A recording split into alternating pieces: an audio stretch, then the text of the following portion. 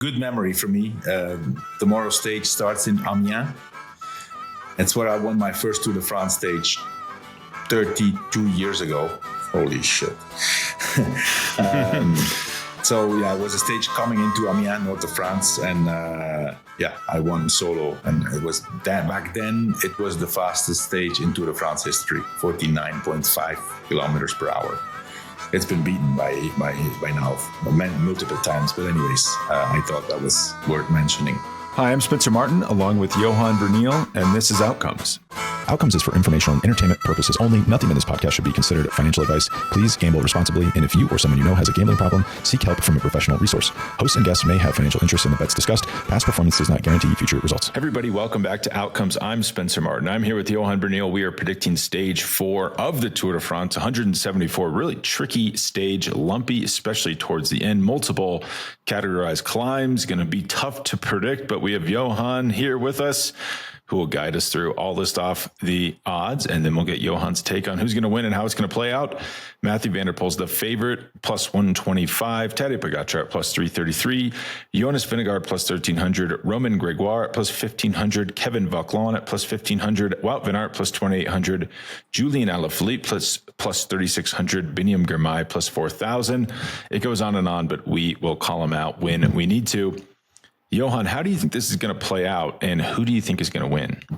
Yeah, well, first of all, Spencer, before we start getting into the odds, just want to a good memory for me. Tomorrow's stage starts in Amiens. It's where I won my first Tour de France stage 32 years ago. Holy shit. It was a stage coming into Amiens, north of France, and I won solo. And it was back then, it was the fastest stage in Tour de France history, 49.5 kilometers per hour.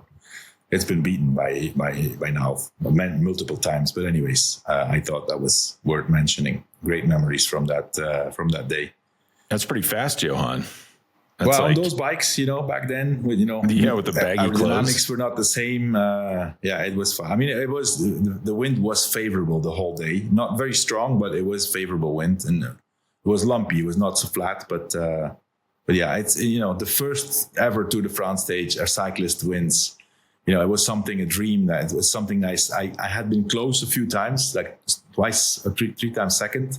It was like, damn, I need to win a stage in the Tour to be, I knew I was never going to win the Tour. So winning a stage was the maximum I could attain. And that was really, really nice. So north of France, tomorrow, Amiens. This stage, Spencer, I think it's extremely similar to yesterday's stage, to the stage that Mathieu van der Poel won. Same kind of finale, 3 climbs at the end. The last climb is extremely steep. It's only 800 meters, but very steep, 11% with some parts at 15%. So I expect the same scenario. I don't think it's going to be a breakaway. The GC guys will want to be in front. It's going to be everybody will want to be in front. And so, as we said already, many times, even if there's a break, the speed of the peloton, the stress in the peloton goes up and up and up. The speed goes up, and without even chasing, the peloton has no chance. The breakaway has no chance. So I expect the same kind of scenario. Really, really nervous run into that first climb. There's 4 climbs in the final. Yeah, I think 5 climbs. Oh, yeah. Okay. Well, 4 really close to the finish, and then if you zoom out to like the last 30K, there's 5. Okay. But 2 fourth categories, 2 third categories, and then the final uphill. I mean, it's not a climb, but it's 500 meters at 5%. Same thing I'm going to pick the same guy, Mathieu van der Poel. I think he's on top of that. He's in yellow. He's now really the only protected guy. They don't have to think about Philipsen. Unfortunately, Philipsen crashed out today. Hurt himself pretty bad. I just spoke with one of the staff members there, and has a broken collarbone and several broken ribs. So that was a really hard crash, really bad. It puts Van der Poel now in an ideal position, and this final is ideal for him. So I'm going to go for Mathieu van der Poel 125 plus 125.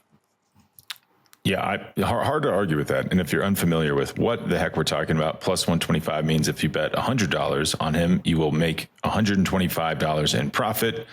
And so they'll give you 225 back. Yeah, Johan, it's tough. I'm in a tough position. I even thought about just doubling up on your pick and just piggybacking on it, but stuff happens. As like we saw today, Jasper Philipsen, that looked like a slam dunk pick. He crashes mid stage. He's down. Things can happen, but I do think there's probably one rider. I rewatched yesterday's finish like 15 times, and it's clear there's one rider in this race who can even potentially match Van der Poel on a finish like this. It's Tadej Pogačar, and he's cheaper. He's a better price. He's plus 335. I'm going to go with him. I mean, just to give people perspective. So if you bet on him, you're going to get 433 handed right back to you. I'm going to bet on Pogačar with the note that, yes, Mathieu van der Poel probably will win. I do not think it's going to be breakaway. I think everyone's too keyed up. Like you said, everyone wants to be at the front. If you're a GC contender, you've got to be at the front. These are hard climbs, like 1.3K at 9.2%, 1.8K at 4.8%, and then a K at 9.1% right before the finish. Like these, as we saw today, yesterday we saw the GC contenders had to be like in the top 7, or else they were going to get tailed off in those groups going over also, the summit. Take into account, Spencer, the narrow roads in that part of France. Yes. So it's extremely important to be in front. So it's super fast. I can perfectly see again like 6, 7, 8 riders maximum being on that last climb, and then some riders will come back. But breakaway an early breakaway. If somebody can break away from that select group, that's different in the final, right? I mean, the finish is technical. It looks like a kid, like a little child drew it. It's just scribbly lines on the map. So, and what you said is, if people think that they can break away late and win, they'll be less likely to go all in the early breakaway, which makes it less likely an early breakaway wins. So I don't think it's early break. No. But as we saw 2 days ago, yesterday, what day is it? I have no idea. Weird stuff can happen. Things can get tactical in the finish here. Mm-hmm. Kevin Vauquelin almost got away. He just had an anchor on his wheel in the form of Matteo Jorgensen.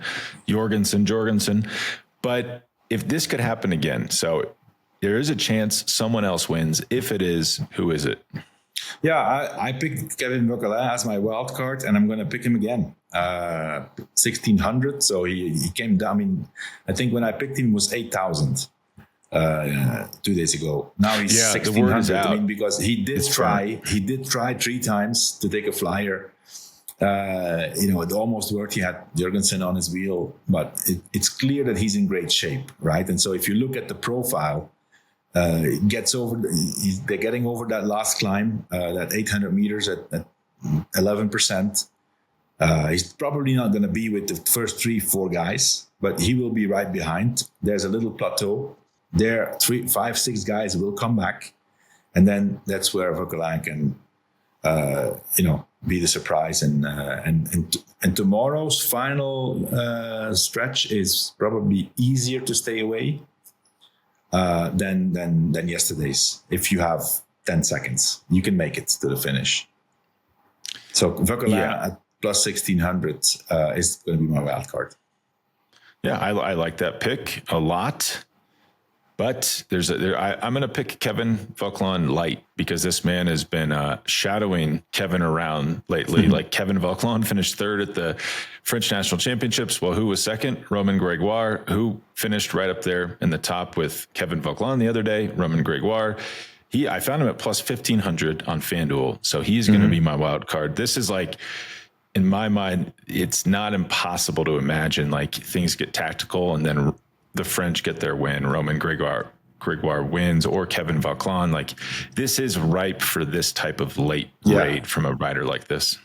Yeah, for sure. Grégoire's in great form. He won stage 1 in the Tour of Switzerland. Was for quite a long time in the lead also. He was up there in the French Championships. Very hard. Also an uphill. I mean, a similar kind of finish.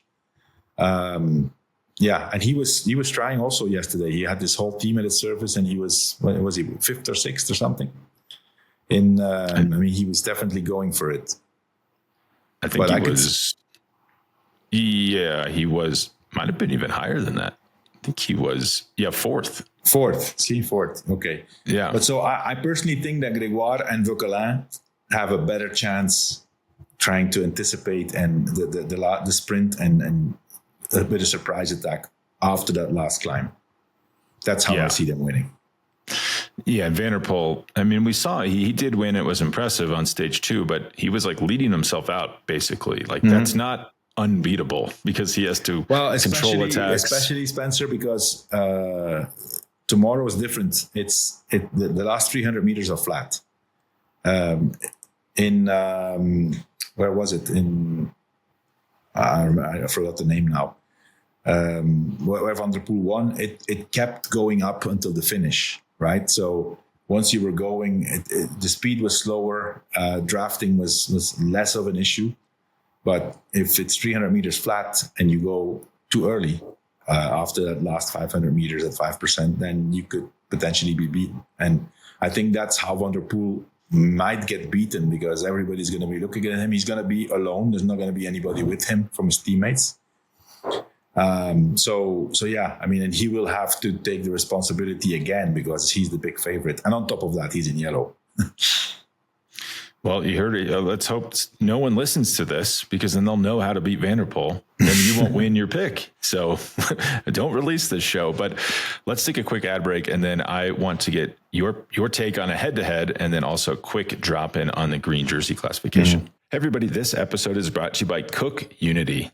Cook Unity has all-star chefs craft meals each week with local in-season ingredients that are high in protein, fiber, and unsaturated fats. All you have to do is go on the website, you pick out the meals you want delivered, and boom, every week, delivered right to your door, you have exactly what you want. They're sent fresh, not frozen, and delivered directly to you. You can have the chicken and dumplings, the sun-dried tomatoes. Personally, I'm loving the Mission burritos and Mom's Sunday sauce rigatoni. I'm up in Aspen for the move in July, and outside of my family and children, the thing I'm missing the most are my Cook Unity meals. I don't know if I will make it for this month without my Cook Unity. Their all-star chefs include Food Network alums, James Beard Award winners, and acclaimed restaurateurs, balancing flavor and nutrition in small batch meals sent fresh, not frozen. Crush your health goals with mouth-watering chef-crafted meals delivered right to you. Go to cookunity.com/themove and enter code THEMOVE before checking out for 50% off your first week. That's 50% off your first week by using code THEMOVE or going to cookunity.com/themove. Check it out now. I cannot recommend it enough. It has changed the way I eat, and I want everyone to have access to the same thing. All right, back to the episode. All right, Johan, we're back today. I pulled one head-to-head that I thought was interesting. I don't think you're going to like it, but it's Matej. You also, good job on your Vingegaard over Pogacar for today's stage. That was pretty impressive. But this is Matej. This is on FanDuel, by the way. Matej Skelmos a -140 versus Guillaume Martin plus 106. Oof. I know, this is really tough.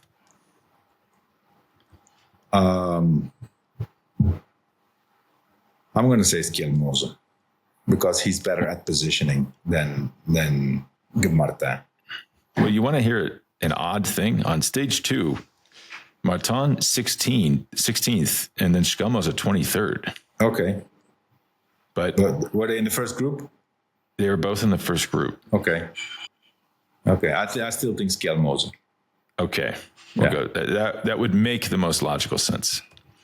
And then I just kind of want to check in with you on the points classification. I think the King of the Mountains, like Pogacar, is plus 115. In my mind, it's like, well, we don't really like it really is who goes over Lowe's first, like who gets to the top of that, basically the Courchevel Summit finish. But what if a breakaway stays away because the GC's already decided? Then that person, if they've been working at it, is probably going to win the KOM jersey. So I think it's too risky at this point to even speculate on that. But points classification with Jasper Philipsen out, probably would have won with the form he had. Milan's dropped to minus 155, and then it's Mathieu van der Poel plus 350, Biniam Girmay plus 440, Tadej Pogacar, your pick, at plus 600. How do you feel about Milan? Was my pick. I got him at like plus 255, and he's clearly now the favorite to win, at least for the betting markets. Yeah, I'm gonna go. I'm gonna put. I mean, now that you say that, I'm gonna put some money on Mathieu van der Poel. Now that Philipsen is out, he's gonna go for green, man. He said he wasn't. I think he's gonna change his mind.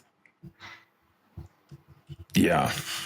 That's actually pretty interesting. I mean, what's funny is George had a comment in the show today where he was like, Alpecin doesn't want to burn their matches, but it's like, well, what else are they here to do? Yeah, other than the first 9 days, they have to give everything they can. Yeah, and then if Van der Poel's in a good position, I mean, clearly he has the ability to stay. He can get into breakaways in the mountains, and that's a good pick. Van der Poel plus 350. Yeah. All right, and that's only going to drop if he wins tomorrow. So get in now on that if you like Van der Poel to win. Do you have anything else, Johan, before we go? No, that's it. All right, thank you, and we will talk tomorrow to pick the time trial on stage 5.